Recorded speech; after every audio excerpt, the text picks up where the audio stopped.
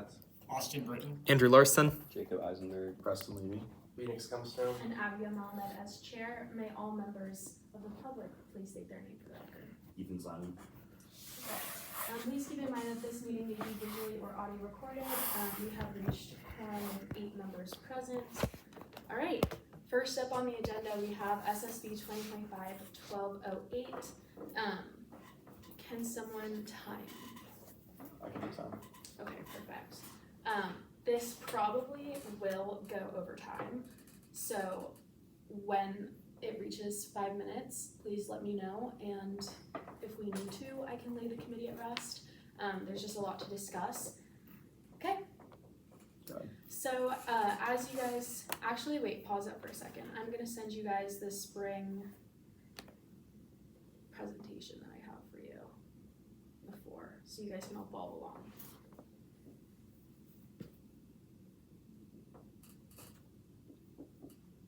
okay, send it to the group chat. I can, or I can just email it to you guys.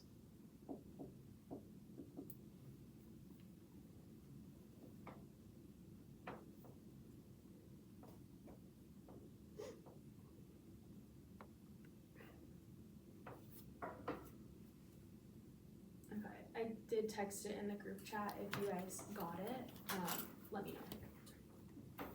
And then if you need me to email it to you, I can also do that, whatever's best.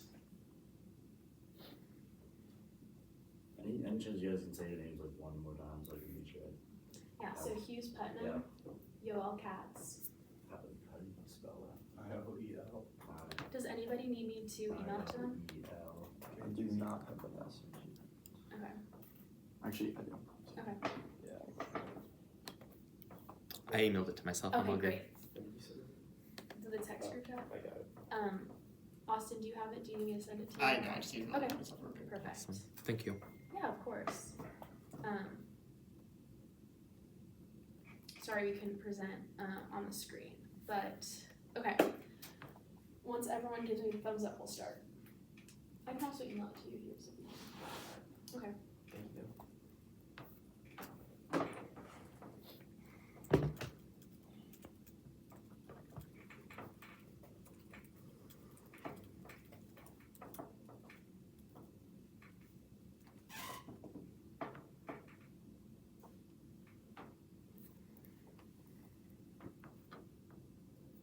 Okay, is everyone good to go?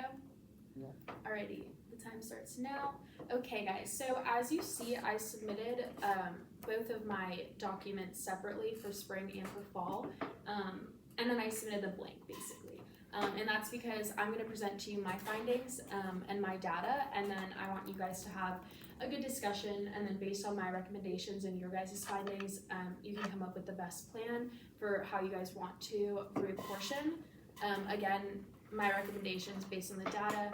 So as you can see on the first page, this is the UF catalog, and this is kind of, I'm gonna go through my thought process with this.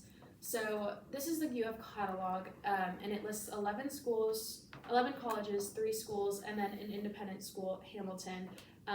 It was brought to my attention Hamilton might be its own college right now. It might be its own independent school. It's one or the other. I don't know the exact classification of Hamilton. I just know that it's independent. It's its own entity. So there's at the bottom the School of Natural Resources and Environment, along with the School of Accounting and the School of Construction Management. We give a seat to accounting. We also give a seat to construction management. Why do we not give a seat to natural resources and environment? They're all schools. They all belong to bigger colleges. That just confused me. So doing more research, I realized that in the Constitution, it states, this is the next slide, that 40 to 60 members elected in the spring general election from colleges and independent schools. So as we can see, Rinker and Fisher, they're not independent schools. They're schools that are part of bigger colleges. And that also got me wondering why we even give a seat to Rinker or Fisher, just because they're not independent. They are schools within a college. The next slide, just again, in the 300 codes, it again states colleges and independent schools, and then we list Fisher and Rinker. The next slide, again, Rinker is a school within DCP, Fisher is a school within Warrenton, thus not independent. However, the Hamilton school is an independent school / college, whatever they want to designate themselves as right now. So just to add on further, we don't give any seat to any other school that exists right now. There is, I'm sure Andrew knows, the School of Theater, the School of Dance, the School of Music. We don't give them Senate seats. There's schools within other colleges. If we were to give Senate seats to every single school, we would have a 500-person Senate. And so my thinking with this is to get rid of Rinker and Fisher, because why are we only giving seats to 2 schools? They're not even the biggest schools, I don't think. It just doesn't really make sense to me. But I know for a fact that we want to add Hamilton this semester because Hamilton, because it's its own independent school, there are people who hold the PPEL major, and if they go to vote in the spring, there needs to be able to have someone to vote for. It's just plain unconstitutional for someone to go to the polls and have no one to vote for. So Hamilton needs to be a college, or so it says, in the polls. So moving on to the next slide, slide 6, you can see spring 2025 data. And this is the numbers for every single Senate seat. And then I highlight business and DCP. Those are including accounting and Fisher.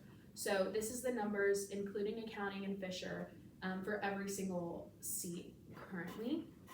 And then moving on to the next slide, you can see the calculations that I used, which is that number from the previous slide divided by total students, which is 63,138 times 50. So that would give you the number of Senate seats that each of those colleges need for representation purposes. As you can see, all of the findings there, what you do is you round down. We can't round up or else we'd end up with over 50 seats. So we rounded down to 44. As you can see, for example, just taking engineering. Even though engineering's at a 4.94, we still rounded down to 4. So everything was rounded down except for the colleges that have less than 1. So all of the colleges that have less than 1, because in the Constitution it states that every single college and independent school needs a seat, even though representation-wise, there's not enough to fulfill 1 seat, they still get 1. So you can see. Includes your time. Okay. Do I hear a motion to lay the committee to rest until called back by the chair? So moved. So